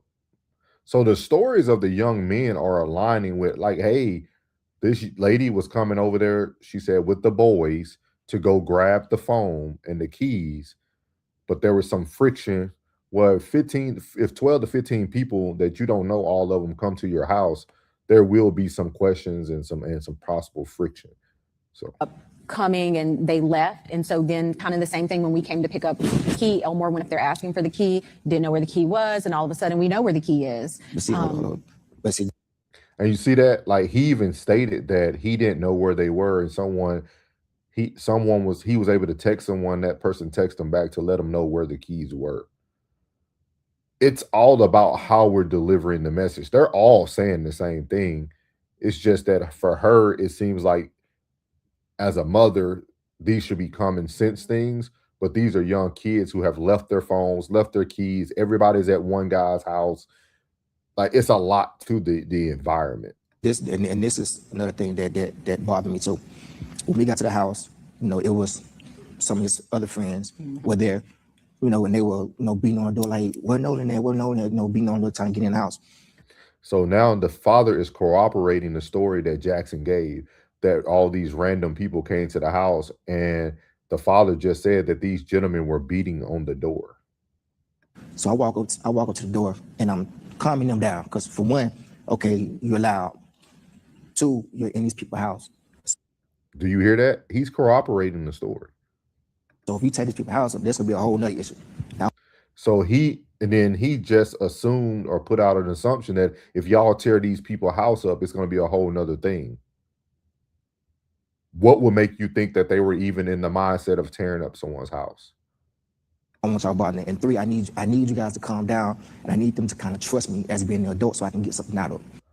And then now he's coming in with a manipulating mindset, saying that I need y'all to calm down so I can come in as the adult so they can kind of trust me so I can get something out of them. So I get them out the house, and then Jax finally comes down the stairs, I guess, in the room. Harold messed up like he just woke up, whatever. I said, look, I'm Nolan's father. His car's outside. I need to get his car and all his personal effects that may be left over with. And he goes, oh man, Nolan was like my brother. I said, well, Nolan was like my brother. I said, well, if Nolan was like your brother, would you please go and get everything of his so I can get his car, I can go home. So he walks off. 2 or 3 minutes later, come back. I don't see the keys. Okay. So I leave out the house, go back outside, stand by the car. During that time, one of the guys that was in the house, one of the other friends, he was on the phone with a girl who was apparently there with them earlier that day. And she was telling him that his keys was on. I don't know if Rain here, because like, or whoever's listening in the chat, do y'all hear this? Like, literally, people are trying to say the young men were lying, but they weren't. And it was a young lady on the phone who knew where his keys were. We ain't questioning none of these women. We ain't questioning none of these women. We barely questioning the woman that apparently he was left on the island with. Now it's a young lady on the phone with one of the friends who knows where his keys are. But we ain't questioning none of the women. We're just going back and forth with these little boys. Top of the Xbox in his room. So he goes back up to the door by himself, and we're still out by the car. And lo and behold, here comes the keys. So now to me, you lied to me 3 times. I don't know how you're being lied to if someone on the phone had to tell Jackson where the keys were located. So that's segment number 2 of Faceless Father. If you're catching this on the rewatch, make sure that you leave a comment. Tell me your thoughts. Make sure you let me know what area you're watching from. If you like the content, please hit the like button. Make sure you subscribe. But again, these are just facts, guys. This isn't me creating a new narrative. This isn't me trying to create information that no one's going to be able to hear. It's all out there. It's all out there. So we're going to move on to the final segment of the Faceless Father episode today, and that's going to be segment number 3. So here we go.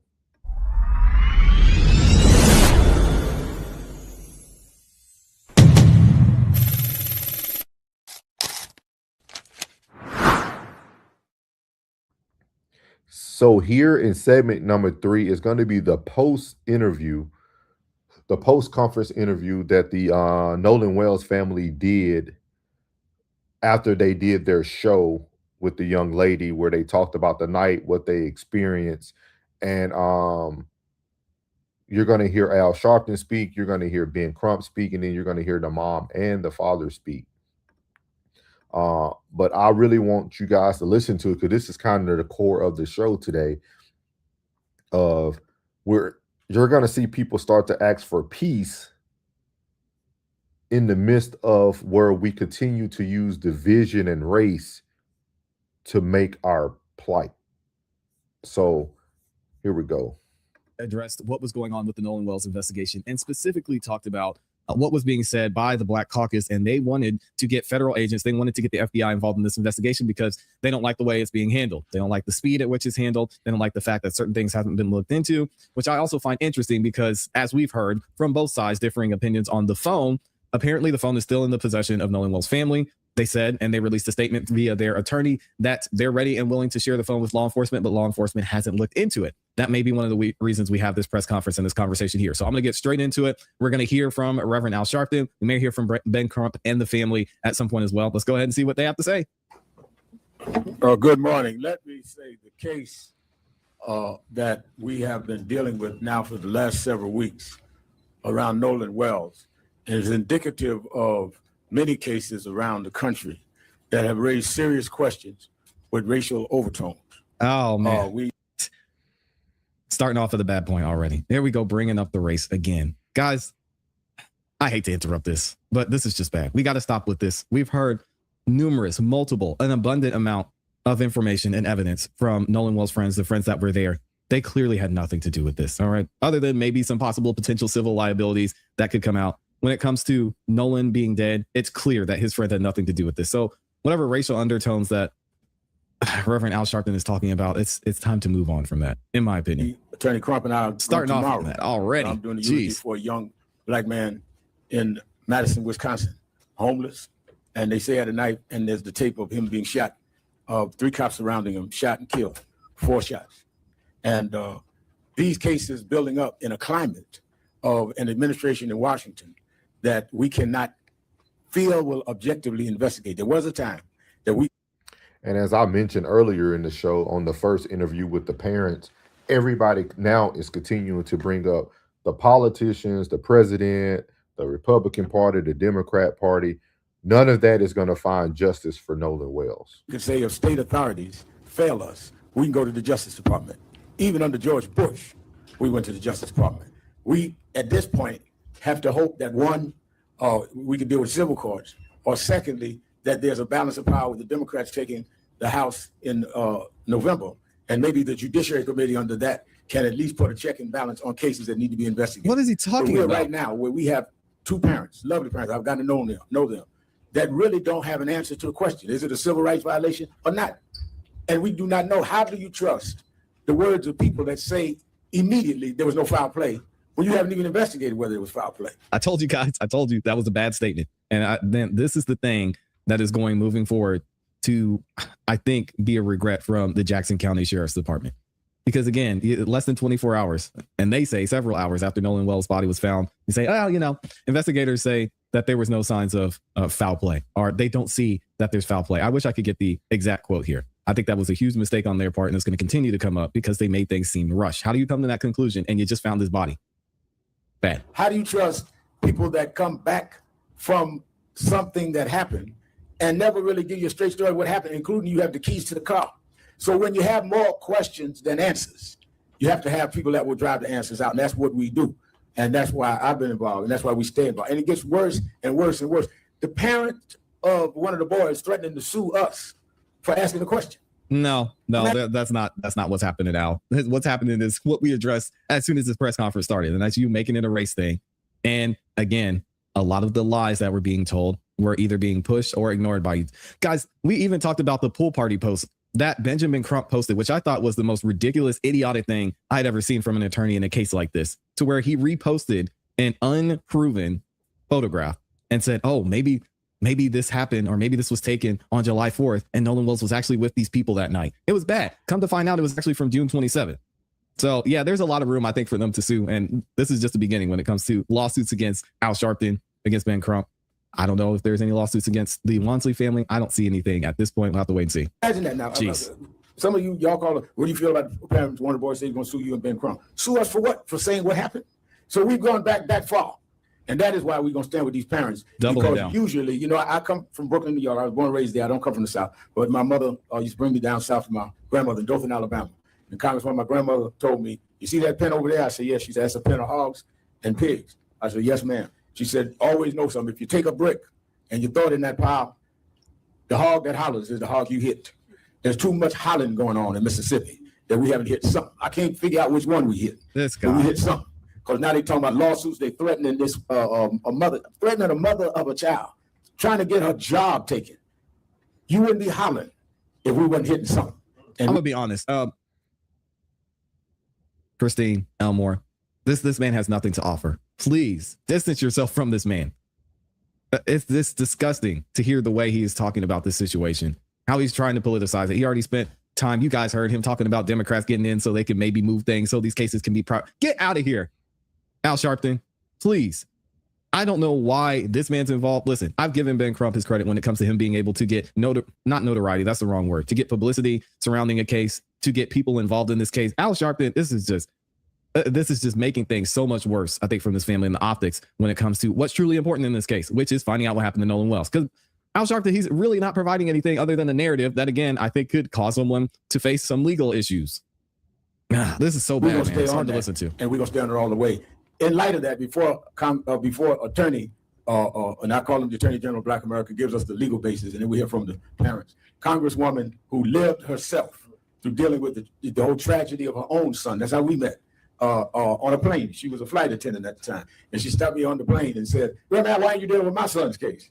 And we started a relationship. She ended up being elected right here in Georgia and reelected. They redrew her lines and she was reelected anyhow. The lines couldn't it reduced the favor of the people. Congresswoman Lucy McBath. All right, hopefully Lucy is more reasonable. Good First, I want to gosh. say thank you to Reverend Al Sharpton, and also thank you to Attorney Crump for being the armor bearers for this family, the Nolan's family. It's a really, really sad occasion that we're here again.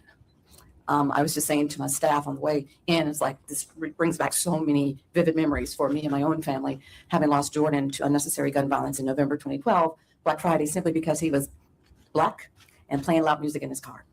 And so here we are again today, here for the loss of another Black young man in our community. And we find ourselves asking the same questions. How did it happen? Why did it happen? And this family stands here demanding answers.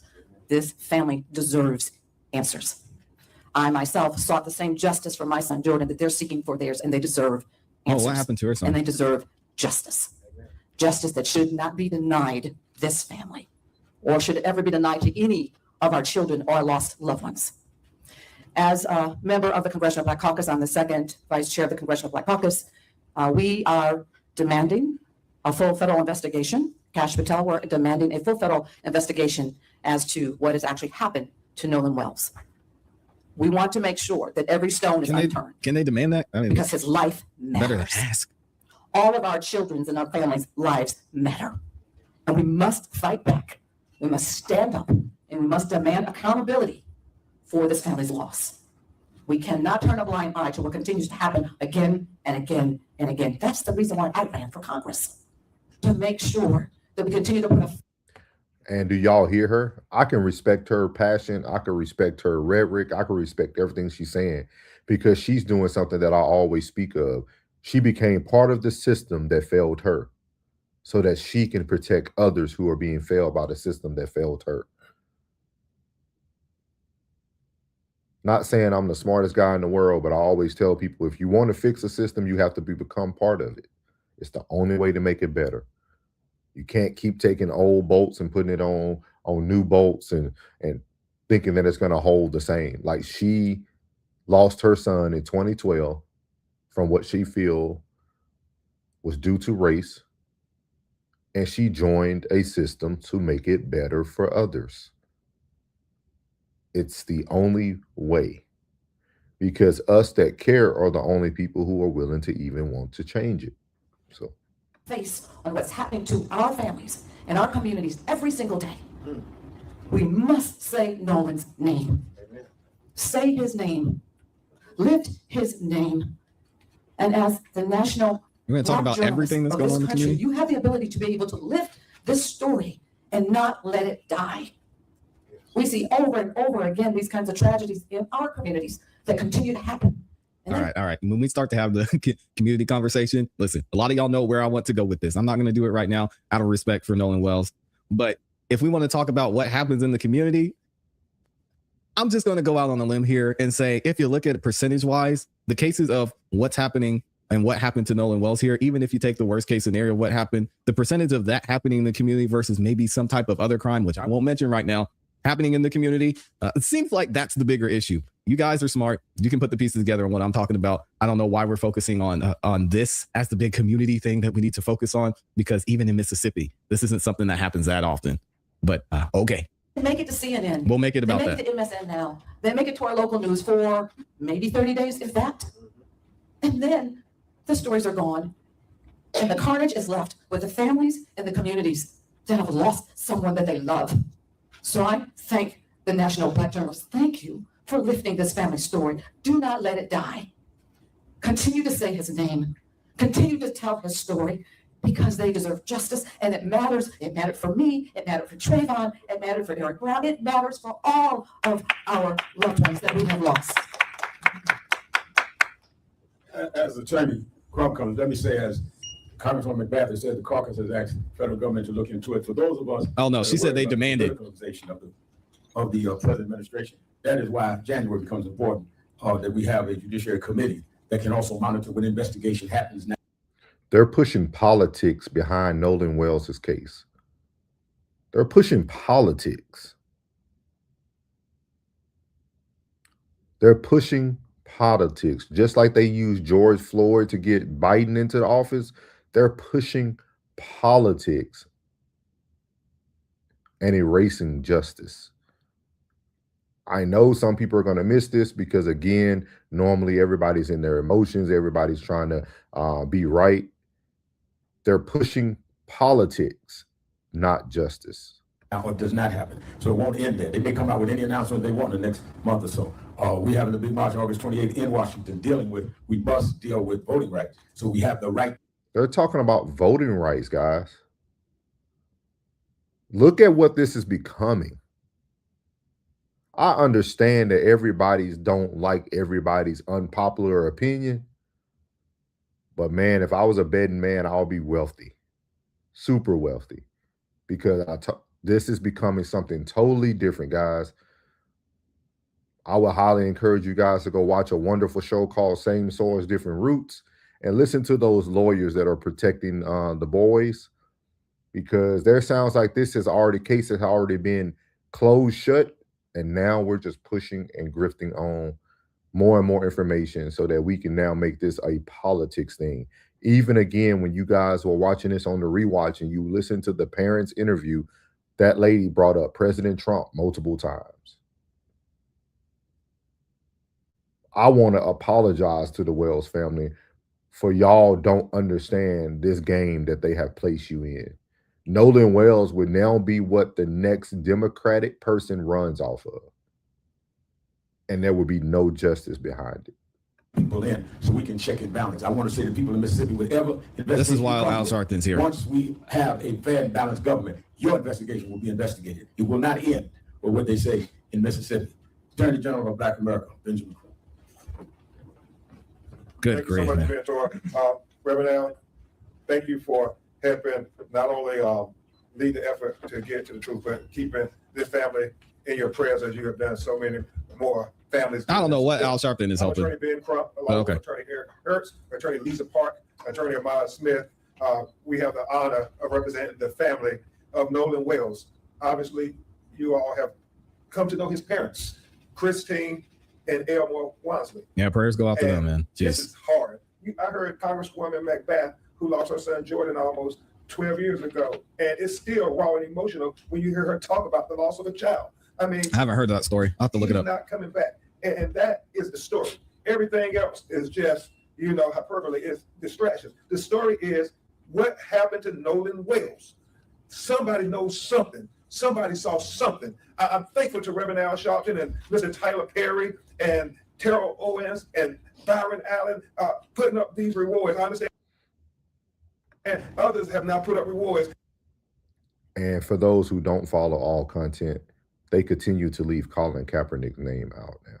And that's good because that means we all have the same objective. And if y'all are wondering what happened, Miss McBath's son, her son was killed in a stand your ground shooting. Wow. And when he was 17. And it looks like the man who shot and killed her son is actually in prison. He was sentenced to life in prison without parole. That's sad. That's sad, but that's justice. That man's doing life for something that he did what was wrong. Truth about what happened to Nolan Wales. And it is urgent. It is urgent because each day that goes by, you worry, will we ever get to the truth? And so that's why we want to thank CBC for calling on the federal authorities and anybody else who has resources to help this family get to the truth of what happened to their son. I know I was talking to Christian Clark, and she said, no, let's make sure that all taxpayers' money that goes to support federal resources apply to our children too. I mean, nobody should say, oh, it doesn't matter that much because it's a black child. No, it matters. All of our children matter. And so we are going to continue every day to say his name, Attorney Hertz, Attorney Park, Attorney Smith, trying to work with the local district attorney to give them what they need to do a thorough, fair, full, impartial investigation. That's what we're asking for. Everything else is just a distraction because there's a lot of distractions, that's for sure. Nolan's birthday is next Wednesday, August 9th. I'm going to play that back for those who are watching. I want y'all, because Rain talked about the boys being scripted.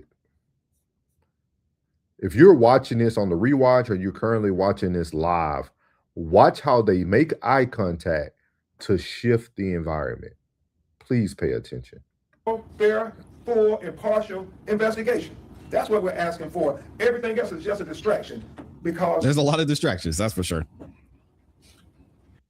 Did y'all just see that look? And then he shifts to an emotion. Nolan's birthday is next Wednesday, August 19th. Oh, man. That's all. It's going to be extremely difficult for his mother, his father, his family. Because this August 19th will be like no other that they've ever had for the last 19 years. Oh, that's so sad, man. I mean, dang. It's a milestone when your child gets to be 18 years old. You try to breathe a little easier right now. You say, man, we almost got them that they at the cusp of being an adult, cusp of manhood. All right, man, you got to chill. It's starting to make me emotional. Guys, as a parent, I had this conversation just the other day. This was such a good point by Ben Crump. I mean, they made it all the way. They made it to the finish line, technically, with their son. They did an excellent job. And I want to shout out Class E. I don't know if you will ever see any of this content, but one thing Class E can do is he can tell you what he doesn't like about you, but he can also tell you what he does like about you. And I think that's a very strong attribute that he has. And I think that's what people need to be able to do more of. Ben Crump is not popular, right? But he does still call out the things that Ben Crump do well. And even when Ben Crump came on the back end of Al Sharpton and tried to recover the team because Al Sharpton is pushing politics and Ben Crump is trying to push justice. They're not going in the same direction. And that's why, as Class E said, I think Al Sharpton should buy out of the rest of this. Raising this kid. I mean, top tier. People loved him. Nobody has a bad thing to say about him. Athlete, good student, impacting the community, helping out with a lot in the community and beyond. And he's made it to the finish line. And then he dies in this way. So sad. It gets me super emotional. Ben is so right on that. I cannot imagine what they're going through. Continue to pray for them. Goodness, man. And you heard how he needs to chill. Elmo was working so hard him and Nolan, his football career. I mean, he had a good start, but this was really going to be his year. I mean, so much hope, so much promise. Yeah. And then July 4th came, and 4th of July will never be the same to Christine and Elmore. And on the 19th, next Wednesday, his family, we're all asking for prayer for Nolan. I know there's going to be a prayer visual, and Ocean Springs, I know Reverend Al is going to work to make sure we're all praying all across the nation. But yeah, let's pray. Can we pray together in unity to say, let's get to the truth of what happened to Nolan Wells? Yeah. Can we do that, America? Can we at least come together in unity on his birthday? Everybody who claimed to ever be a friend of his, can we come together in unity and pray for the truth and try to have love in our hearts for this family, for this? That's tough. That's tough for somebody who ostracized and put a target on the people who were surrounding and close to Nolan at this time. It's tough for you to say, can we come together and have unity now? I think the damage has been done. The damage has been done. Everybody's lawyered up. We saw the narrative that was pushed by this man, Ben Crump, by Al Sharpton. And I mean, it's nice if you want to put out a statement and say, listen, you know, we may have handled things a little bit rashly. He won't do that. And maybe we should have done this and went about this a certain way. But now we're ready to move forward and work together on this. He's saying work together. It's too late, man. It's too late. You should have said that 30 plus days ago when this first went down, instead of saying something ain't right. Al Sharpton saying, I'm not saying it's a race thing, but I'm not saying it isn't a race thing. Yeah, I think it's a little too late for that now. Broken-hearted mother and father, his sisters and brothers, can we try to give them grace and give them love and pray for their humanity, for their son who was lost on 4th of July and is never coming back? Is that so much to ask? Let's have a national day of prayer on August 19th, next Wednesday, for Nolan Wells. And I'm going to stop it there. I would highly encourage everyone, if possible, to be available for that visual. They're going to do a candlelight visual on August the 19th, which is going to be next Wednesday, to just show support for Nolan Wells. I would highly encourage everyone to do that, because Nolan Wells is who we should actually be supporting and who we should actually be looking for justice for.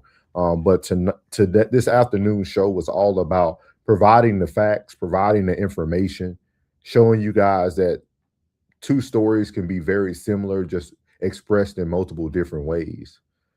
But the key question is, do our children always do what's right?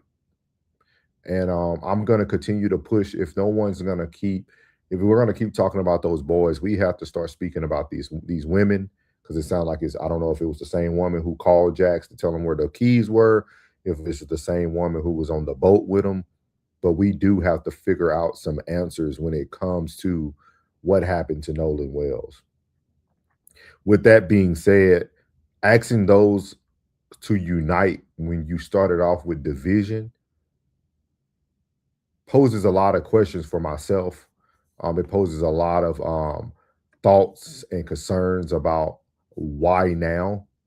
And for those who, like I said, if you haven't watched the interview with the lawyers that are with the attorneys that are being the attorneys for the three young men that you just seen, Jax, Morgan, and then Warren, those lawyers were poking at a lot of, like, this case is already a closed and shut case. And hearing Ben Crump asking everyone to unite, and hearing Al Sharpton start pushing politics now and bring another politician up there to tell her story about how to gain justice and how she became part of the system. To me, this is looking like there's a lot of answers that have already been, a lot of questions that have already been answered behind the scenes, but they're trying to find a way to give it to the public. So with that being said, I'm going to close with this. Can we still find even ground? As we close this afternoon, remember the person at the center of all of this, Nolan Wells. August 19th should have been about a young man turning 19 years old. His family should have been celebrating another year of his life. Instead, they are searching for answers.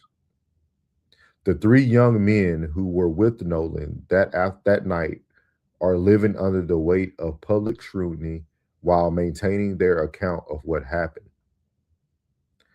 The rest of us are watching two sides tell their stories. But our responsibility isn't to manufacture a third story.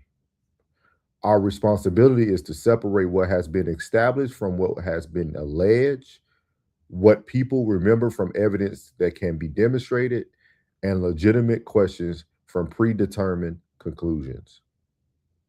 If the Wells family's account is supported by evidence, follow it. If the three young men's accounts are supported by evidence, follow it. If the evidence contradicts something we previously believed, then we should have enough integrity to change our minds. And when leaders who previously emphasized race and Mississippi history now call for peace, we shouldn't reject peace. We should ask what peace requires. Because peace without truth is temporary.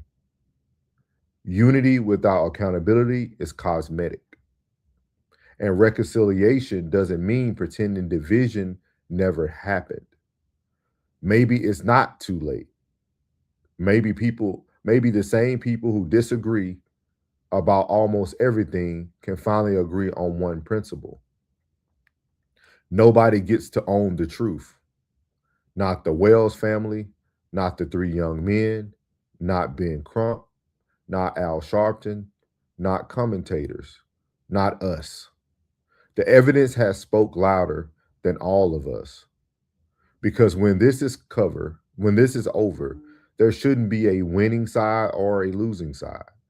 There should only be the closest thing we can establish to what actually happened to Nolan Wells. So maybe the question isn't whose side are you on, but maybe the question should have been needed from the beginning is, are we finally willing to meet on even ground?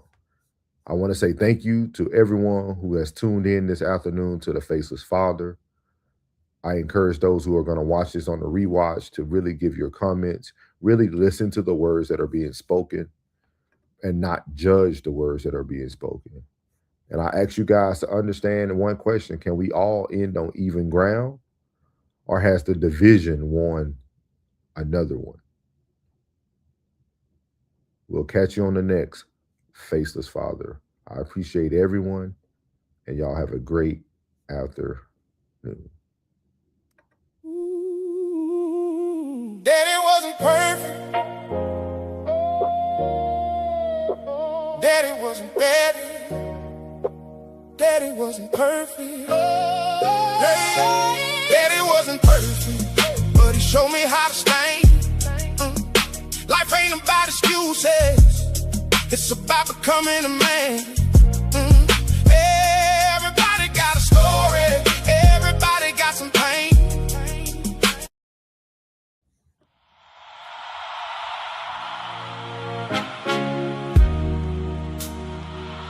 Everybody wants peace. After the lines get drawn, everybody wants unity. After everybody picked a side. But if peace is really what we wanted, why didn't we start there?